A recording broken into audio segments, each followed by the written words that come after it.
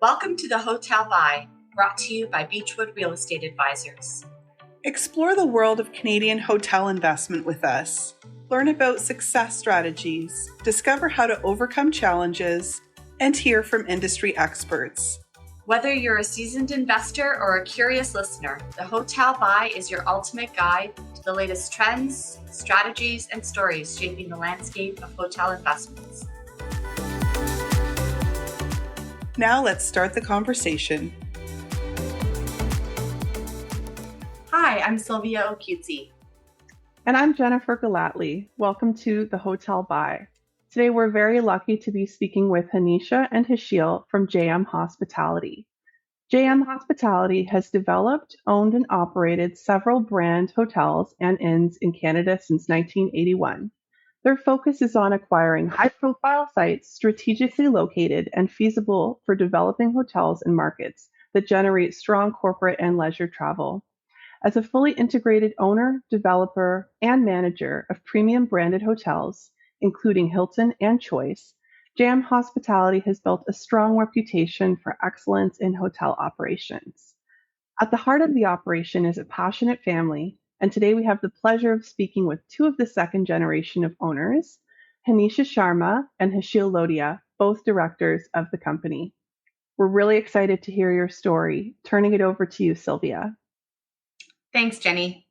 Thank you so much, Hanisha and Hasheel, for joining us today. We really appreciate your time. I know you and I have known one another for quite a few years now, but there's so many people that want to learn more about JM Hospitality, so we really appreciate you guys doing this today.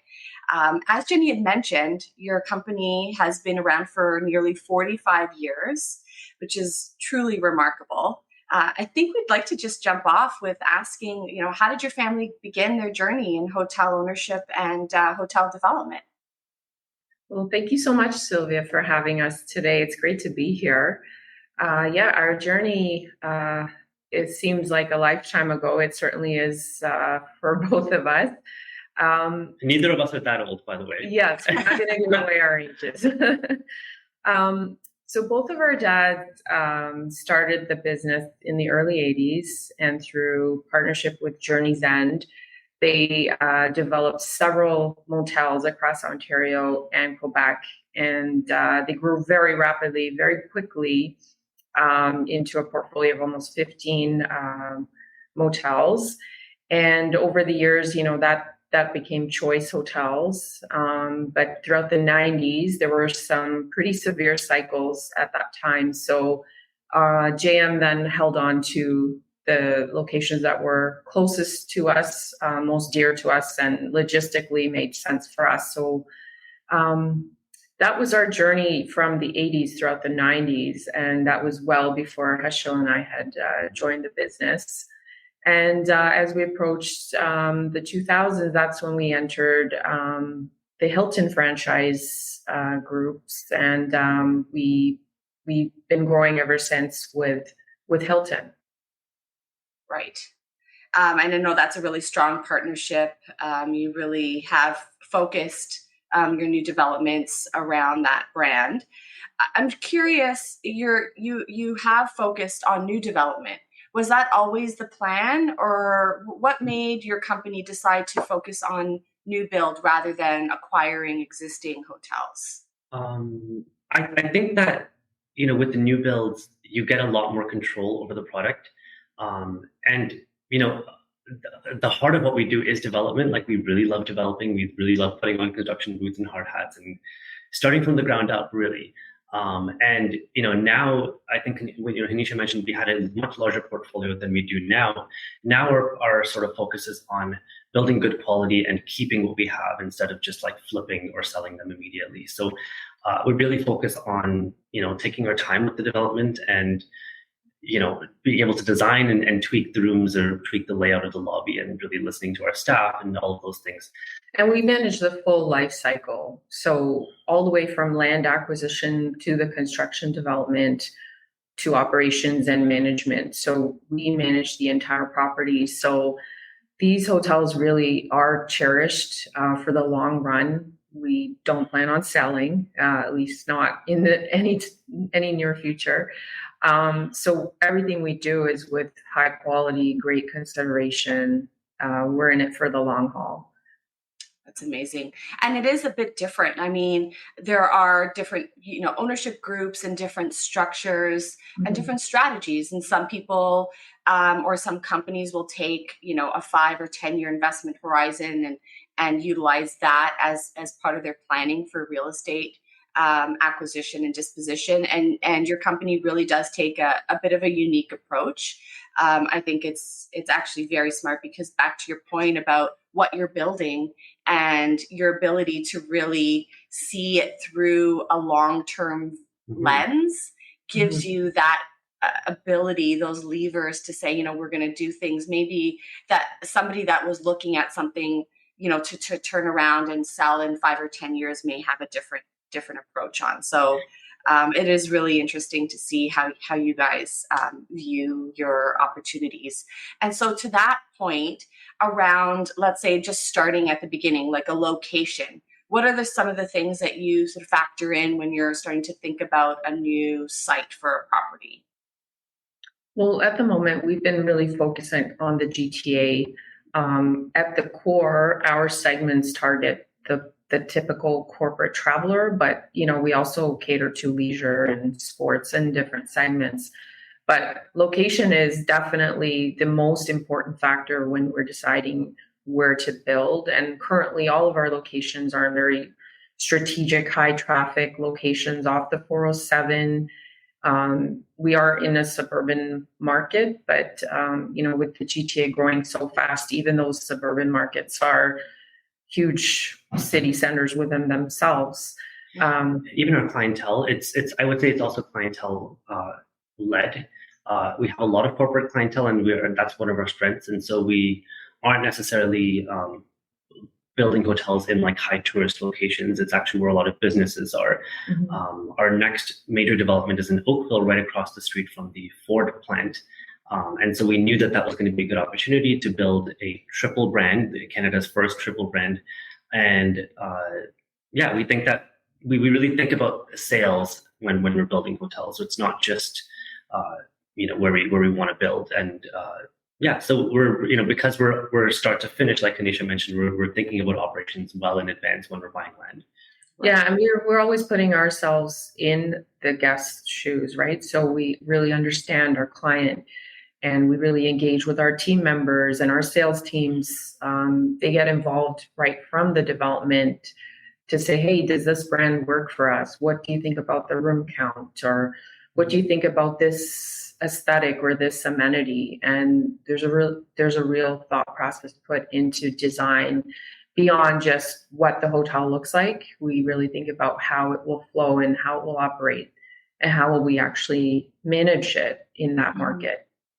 I love that. I mean, I think that you've really gone that extra step, and I love that you consider the staff, the people that are going to be literally running the hotel day in, day out, because it's so true. It's when you look at it, 50,000 feet, you can go with the design standards that the brand gives you and just tick the boxes, but those people that are running it every day, they think about that one little thing. It's like, oh, if you put the door to the front desk back of house here, it makes it easier for me to go there and do this. And so it's just so smart of you guys to think that one extra step and give consideration to the people that are actually using the hotel and running it for you. Yeah, I mean, at the end of the day, they're the experts, they're the users, and our team is frontline engaging with the guests. So who better to ask than them, right? Absolutely.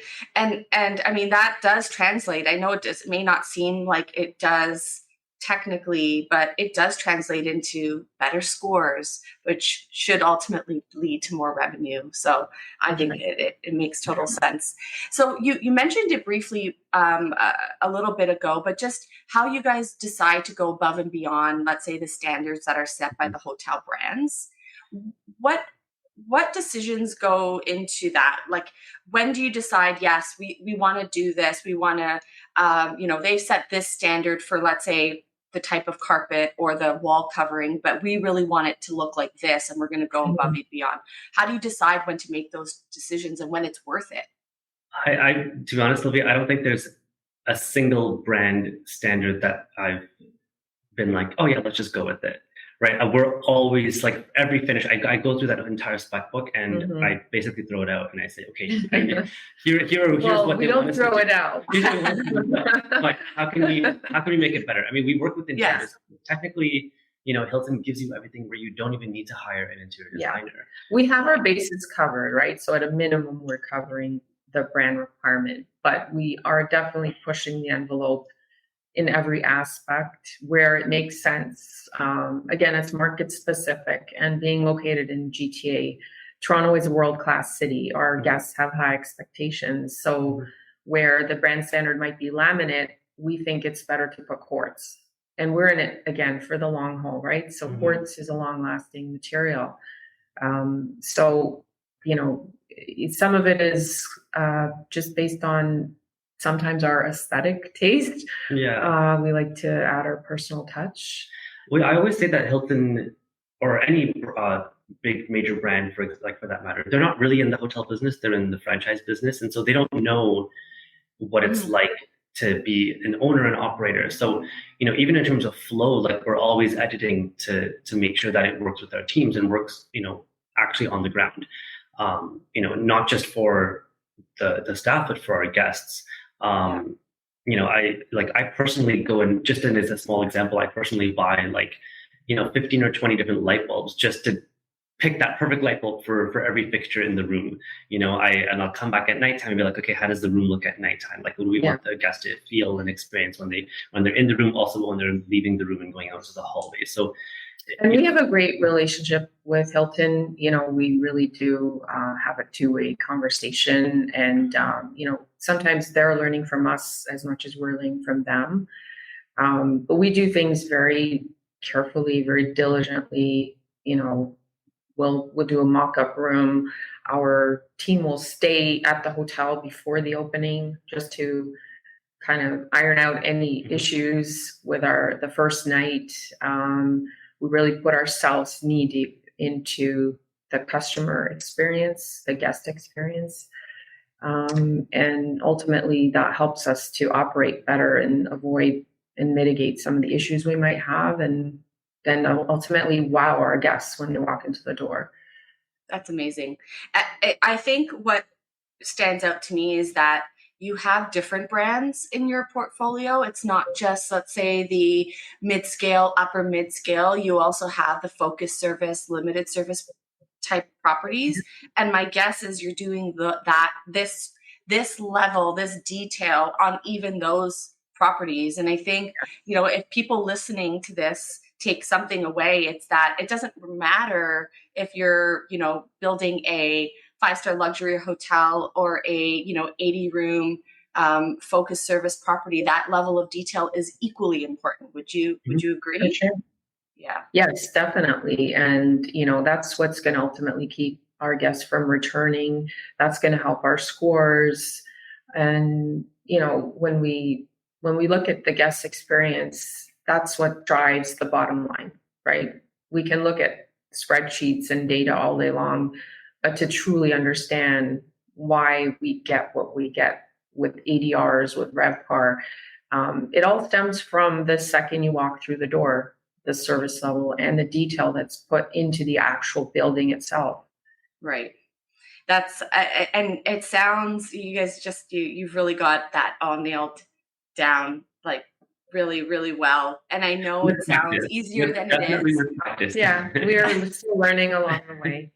So with that in mind, I know that there's so many challenges. I mean, somebody could, you can acquire a hotel and start running it tomorrow and fix tweak it and reposition it and be off to the races. But instead you're sort of taking things from that first step, that land acquisition, and moving forward. So what are some of the challenges with that? I know that there's opportunities, and you mentioned that you get to control the process and build what you want and that look and feel of what you want long term. But what are maybe some of the challenges that come with developing developing a new hotel? Where do we begin? Where There's do we start? lots. I guess we can start with like financing, maybe like right from the beginning. Yeah. Financing, I mean, you're well aware, the landscape's changed so much. And, while we are pretty conservative in that space, everything comes down to the bottom line, right? So that's been a challenge this last year. And, we have to have been able to weather different cycles and storms and COVID and all of that. So that's top of mind, and having a good finance team and accounting and a controller is key to keeping things smooth and up and running. Next, you get to city planning, right? Like moving a bit further along in the development process, where we have amazing consultants that work with the city. Just to make sure that their face is in the room at all times. Relationships are very, very important. So we do think that a solution to mitigating all these challenges really come to relationship building, and being able to really be on good terms with whichever city you're working in. Because we're in multiple cities, there's the challenge of different processes, and then of course construction delays. You go into construction, there's delays, there's supply chain issues, labor issues, weather, can be another thing. Timing, right? If we try to break ground before the snow, and if we miss a few weeks, it can lead to a few months. It can lead to a 6-month delay. We've had supply issues where you can't open a hotel without the vanities, which are delayed, for example, right? So, and because we are a jack of all trades in a way, we're still operating our existing hotels. So every day, we're still managing the operations and revenue and people management. So last night, one of the fire alarm went off, and we had to evacuate an entire floor to another floor. And so things like, it never ends. Like we're taking calls in the middle of the night. We're driving to hotels in the middle of the night sometimes, or weekends. It doesn't actually matter. We actually expect the unexpected. We expect the unexpected, right? Nothing sort of phases us at this point, but we have great teams in place who are very proactive and dedicated. And, none of this would operate without having that level of management. But, it definitely keeps us on our toes, because every day is a new day. Yeah. And I mean, I think that's you made a great point about just, that you need to expect that it's never going to be this straight line from A to B. It's, a zigzag. But the fact that you've done it so many times now kind of prepares you, I would think, for some of the changes and some of the, the curveballs that get thrown at you. So I can imagine that despite that, you guys are still able to be very successful, which is great. For those just tuning in, we're speaking with Hanisha and Hasheel with JM Hospitality.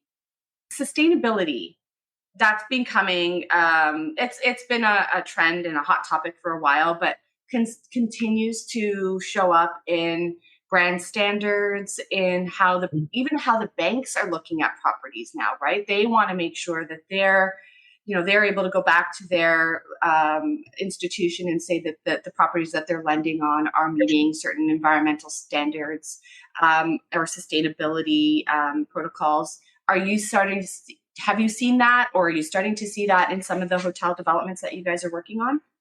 Definitely. Sustainability definitely drives a lot of what we do. I'll start with the new builds. Of course, there's so much technology that comes out almost every single day, right? I think, in particular, like we really love this idea of prefabricated prefab, like panels. You eliminate a lot of wastage, you eliminate a lot of delivery fees and delivery, just emissions through that. Of course, there's the obvious ones like HVAC systems being more efficient nowadays, like the LED controls being more efficient with energy and things like that. But then you get into things that aren't necessarily mandated, like, for example, a renovation. Now, every 14 years, you need to remove all of your case goods. Every 7 years, you need to remove all of your carpet and wallpaper. And that is a huge amount of waste, right? You can imagine if just for Hilton, if every Hilton around the world is being renovated fully every 7 years. You can imagine the waste that it comes with. It starts from designing things that are timeless. First of all, like not things that are super trendy, like things that will last more than 7 years, I think is a big consideration. But also when we get rid of our furniture, we donate all of it. So in fact, the last Homewood Suites renovation that we had, 101 rooms worth of furniture, not a single item went into the garbage. We opened it up to our staff first, and then we opened it up to shelters second, and then the third, and which has been the most successful actually, was Facebook Marketplace. You'd never think that you can get rid of things there, but we managed to get rid of 101 rooms worth of furniture, and that's a huge project on its own, just getting rid of furniture. But anything to avoid the landfill, right? I mean, all of these things are still usable and in good condition. It just happens to be that the brand wants you to change it. For the Hilton Garden Inn, we had to rip out our carpet, and all of it was recycled. There was a recycling plant in Toronto specifically for carpets, and carpets are all made out of plastic these days, right? So it's a huge burden on our landfills and just our world in general. So, and we're very careful too with the way we procure items, right? To avoid excess, we try to minimize our order quantity, and we have great relationships with our suppliers to also embed sustainability into the procurement and design process. But yeah, I mean, beyond the construction, right? So we were looking at it from the beginning to the end. We're always thinking of, how can we make sure we don't waste, and how can we make sure we can give things a second life, especially when they are just being changed for aesthetics. Yeah. That is so great to hear. I hope more companies are doing the same, because I think, if we can all put that effort in, should make a difference. I love hearing that.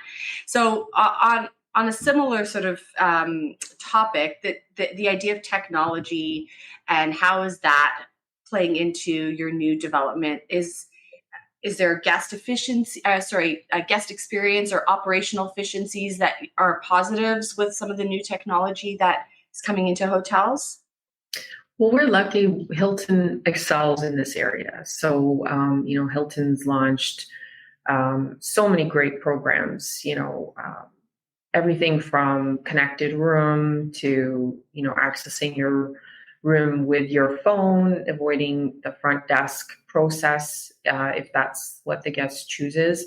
And we definitely try to stay ahead of the game when we are designing. We're always seeking to make sure we have the latest technology. And if we know things are going to change, we at least prep our electrical so that we can be flexible when things change, because we know technology changes so quickly. So just building in extra outlets, extra landlines. It is extra everything. It's a challenge, right? Because how do you prepare if you're building a hotel? How do you prepare for the future when you don't necessarily know what certain things will catch on? So in some of our older properties, we now have to rerun cabling all across to every room, because now every second room has to have their own wireless router. So it's a bit of an expensive thing if you're not prepared for it. Right. And then of course there's like certain amenities, right? So in our meeting rooms, not the hotels don't require and are not required to have meeting space, but if you do have it, we want to make sure that our guests are it's like a one-stop shop.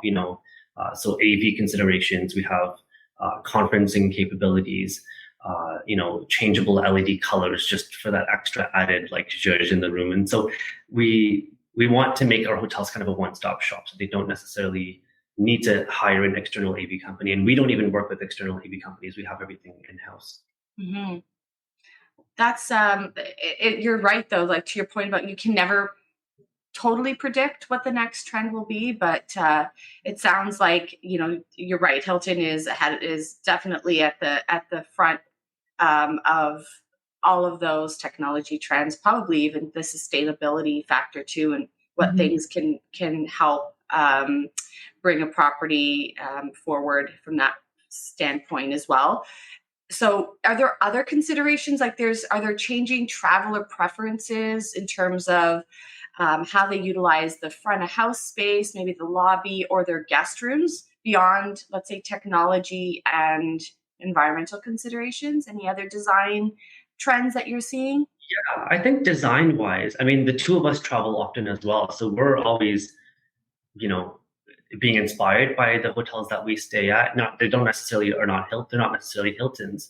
But I think from a design point of view, whenever we renovate the hotels, for example, we do sort of rejig the space. We're like, okay, what are people actually using this space for? It's a breakfast room in the mornings, and then it's kind of usually empty the rest of the day. So how can we make a multi-use space? Yeah, we're always thinking about the flow in the lobby, particularly in the public spaces, right? So we don't want necessarily dead space, right? So how can we make the breakfast area also conducive to an evening bar area, right? Or a workspace during the day. Yeah. Recently, we're actually going to be getting rid of our print stations and business centers. Sorry, not print stations, but our business centers, because no one's really using desktops anymore. So changing with the times and making the workspace more flexible. Most people are so mobile nowadays anyways, working remotely. So having the opportunity to have a more flexible space that gives you sort of cool areas to sit around the lobby, whether it could be in a boardroom or in a booth, or in just some conversational seating, having that flexibility. I think our guests really appreciate that. That's that. And I'm curious on, whether it's with the travels that you've been doing, like you just described, or maybe in some of the projects that you're starting to develop and work on. Are you starting to see people or guests want to congregate more? Or is it, because I think through COVID, everyone was concerned that, we've turned our lobbies into these gathering spaces, but then we were all told to social distance. And so are people coming back to that want and gravitational pull to meet again and gather? Is that what you're seeing? I think so. Any I think so. other? We're seeing it in the breakfast times, and we're also seeing it in the evenings and during the bars. And there isn't a day that we walk through our hotels and we see people working from their phones or from their laptops in the lobby, right? So it's all about creating those like quiet nooks and these like spaces that feel like you're in your own home. You don't feel like you're in this giant lobby. But our rooms are also very conducive to working as well, right? We have our desks and our Wi-Fi is top notch. We have, a great background. Generally, we try to orient our desks with some artwork behind. So if you're on a video call, you have a great space to work. And so again, it's thinking about who your segment is. And if the majority of our segments are business travelers, you have the option. Are you a social person? Are you here with an extended group, or are you here solo and you'd prefer to take a call in your room? So we think about that when we are designing our rooms. Right. And so I think we captured our sort of all the trends, but is there anything else that maybe is innovative that you've come across, a project that kind of really caught your attention? Anything that you can think of, or one that you're working on that is exciting today for you? I think what we're working on, like right now, we have two sort of big projects in the pipeline. And, one thing we're doing that we haven't in the past is really focusing on the basement space, like making use of our basements for laundry and for, in one property, we're actually putting our pool in the basement. And so we're like, how can we put a pool in the basement while still making it feel like natural? You're getting that, you feel like you're outdoors, you feel like you're getting natural light. So working with, a lighting designer to work to figure that out. Well, so because we are designing a dual brand in our pipeline as well as a triple brand, we're really thinking about merging those spaces, and the triple brand will be a first in this type of product space for Hilton as well. So a lot of it is figuring out how will that flow with the different types of breakfast offerings or different types of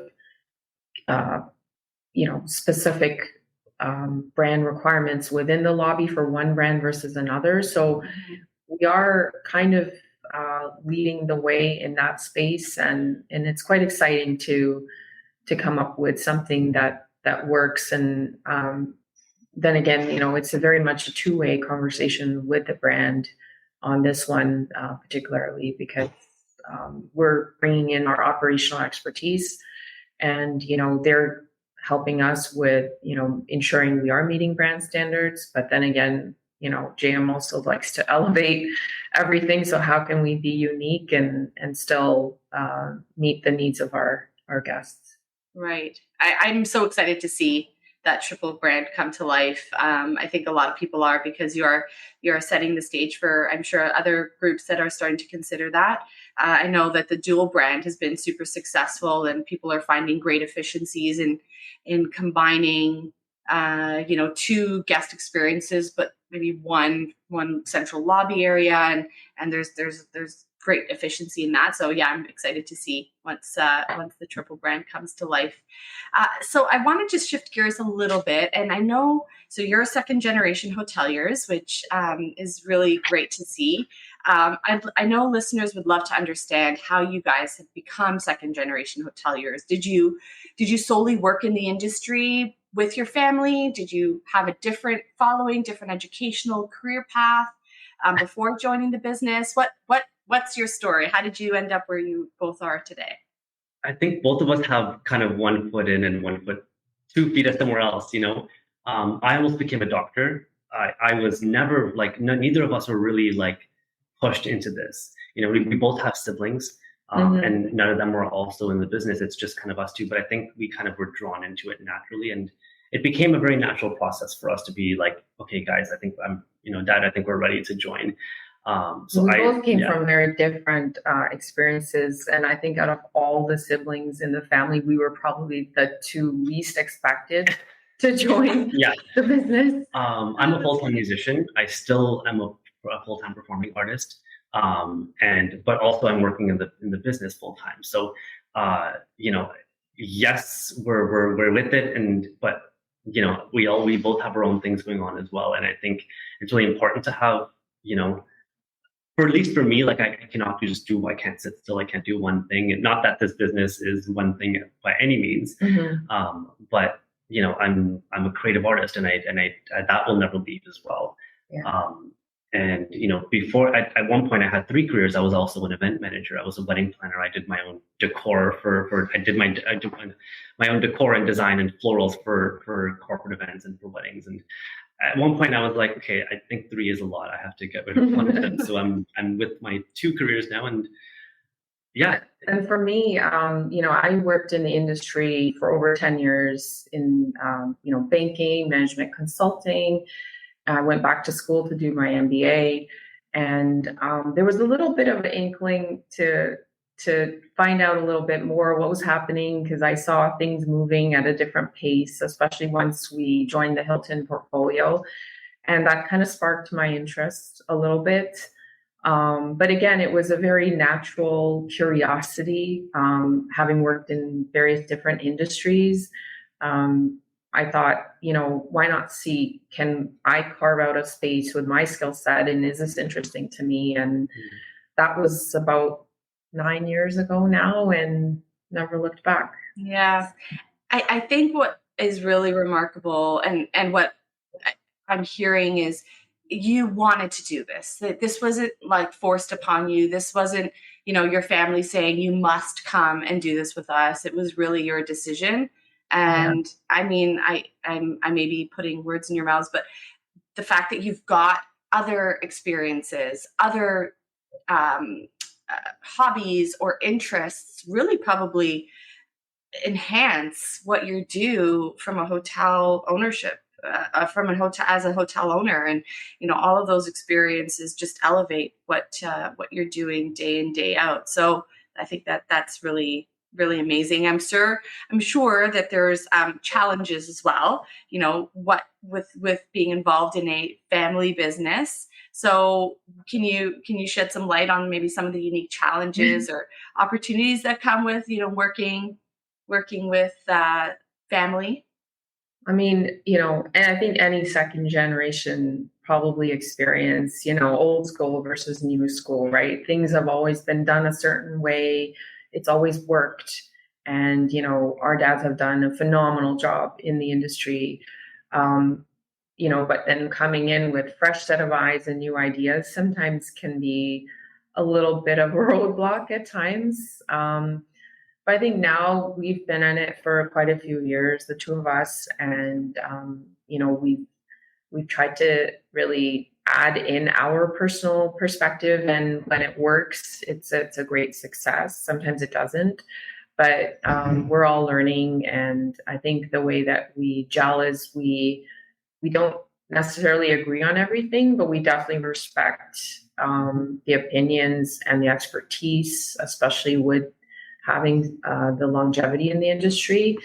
But we're also open to pushing the boundaries a little bit. I don't know if it's hard to say if there's challenges versus benefits, right? I mean, when you're working with family, everything is just so different, right? Like, for one, neither of us can ever be fired.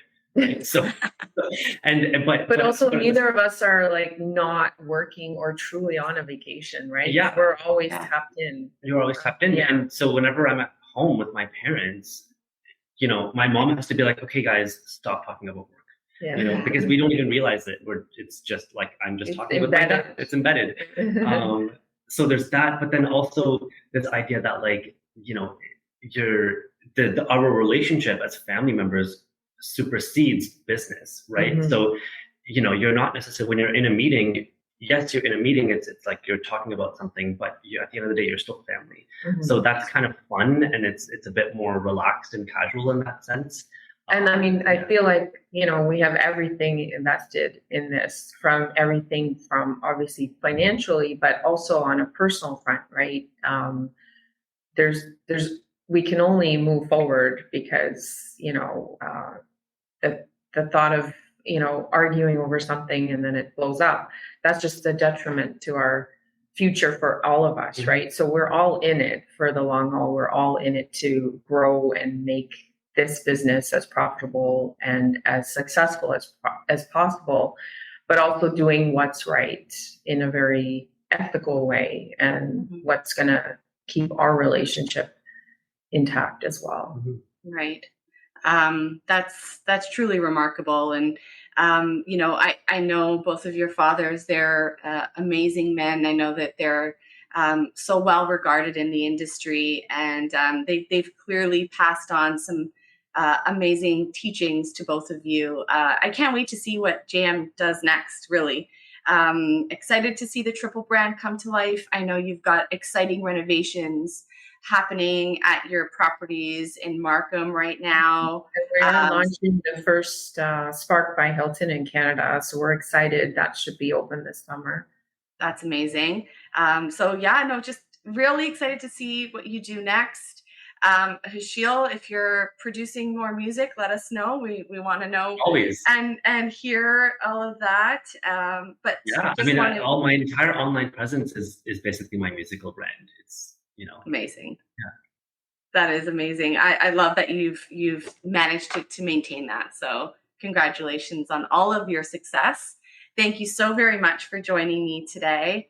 I know everyone's probably learned a lot about JM Hospitality, but just about how to develop properties, and then the whole working with family and navigating a family business environment. So thank you to you both. Have a wonderful day, and can't wait to see what you do next. Thanks for having us. To learn more about the Hotel By and Beechwood Real Estate Advisors, please visit beechwoodadvisory.com. That's BEECHWOOD advisory.com.